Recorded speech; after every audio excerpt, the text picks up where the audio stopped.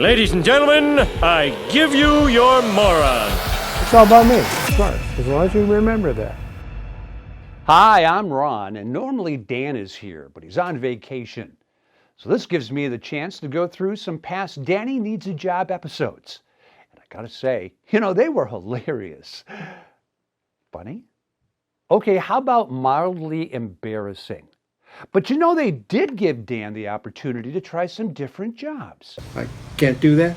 Remember when he wanted to work at Tim Hortons? Full-time $16 and supervisor $16.50. But through it all, he is a lover of broadcasting. He loves to be out in the public. He's a show-off. But that gives me an idea. I'm going to reinvent Dan Neaverth. I'm trying desperately to get back into broadcasting. Yes, I'm going to rejuvenate his career. I'm going to go to everyone he's ever worked for and beg him for a job. That's a look at your morning commute. I'm Dave Cash. Ron, what the hell are you doing here? And how did you get in? I got in. The door was wide open. I just walked in. Gotta get that lock fixed. Look at Dave. I'm here to repitch the Dan Neaverth for summer replacement for a traffic reporter. You remember the great audition that he did last year? Ron, how could I forget? I'm still getting compliant letters from the FCC about him. You realize it was a slow traffic morning, okay? The beer truck rollover probably wasn't the smartest idea that he had, telling people to go down for free beer. But look I promise you, he will not say that again. It's professional suicide. I learned long ago, never have somebody cover for you who's better looking than you, has better hair, and has more of it. Where do you think he should go? I got to find him a job. That's my goal in life. What do you think? How about my friend Patrick Hammer? Dave Cash told me that you guys are looking for a weather guy, and I have the perfect person. You do? Who's that? You ready for this? Dan Neaverth. Dan Neaverth? Danny, exactly. He's got years of experience. Yeah, when he started, though, instead of a teleprompter, they were using chisel and a rock. Well, okay, he's very distinguished. Fancy word for old. And he also had that show, Nearly Noon, with Dan Neaverth. It was on Channel 2. He was fabulous, and he did the weather outside. He was great. Yeah, that Nearly Noon sign still hangs up over stall number 3. Look, I like Dan. He's a legendary broadcaster. When he started doing weather, though, they were using chalk and a blackboard to write down the temperatures. And he used to use those goofy videos all the time. Times have changed. You got to go to school now to become a meteorologist, a word that I don't even think he could pronounce. And how about that famous green screen incident?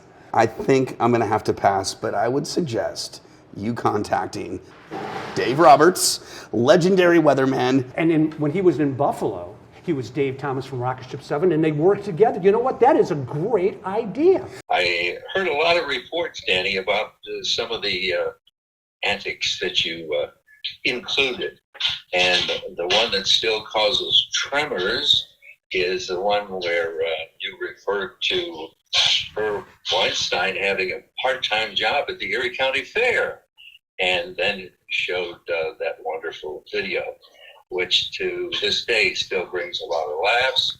And from what I understand, Herb wasn't quite that happy with it, and I don't think he ever really forgave you for that. Phil, I want to thank you for the opportunity to see me on such short notice. Short notice? You snuck in the back door. Well, it was open. I mean, Yeah, they told me somebody was going to bring me some cheesecake. I want to talk to you about bringing Danny back for the Summer of Me promotion. We did that with him last year.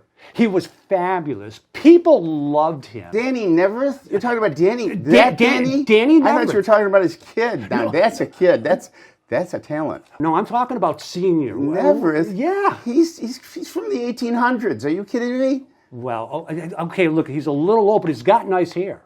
He's not controversial enough. I got to tell you, he's got to come up with a little bit of controversy, like Joey Reynolds. Joey Reynolds? Look at Joey Reynolds. He's with it. on top of things. He taught me to be controversial. You see my Facebook page? Yeah, that does it. Joey. You can be like me. Just get that drug and alcohol thing going. We'll get you on track pretty soon. It's happy birthday to Danny Neaverth, who is my disappointing partner because he abandoned me and let me go on to other cities and fame and fortune, and then he went on to become a slumlord. Anyway, happy birthday, Danny. It's great being number one, and you've always been number one. You've been the best talent I've ever met in my life, and I'm glad I didn't have to be on the air opposite you. Happy birthday.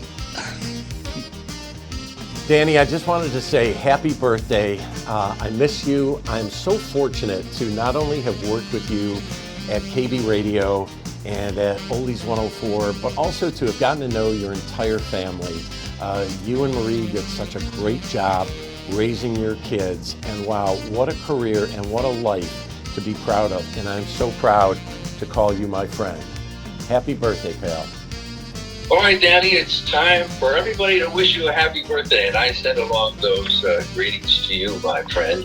The numbers don't count as long as you're well, and I don't have any special advice for a birthday, but what I'll say to you is, again, stay well, keep smiling. You always did smile, and Danny, don't forget to laugh at least twice a day, and that laugh has to be out loud, because laughter has carried you very far, and continue along those lines, my friend.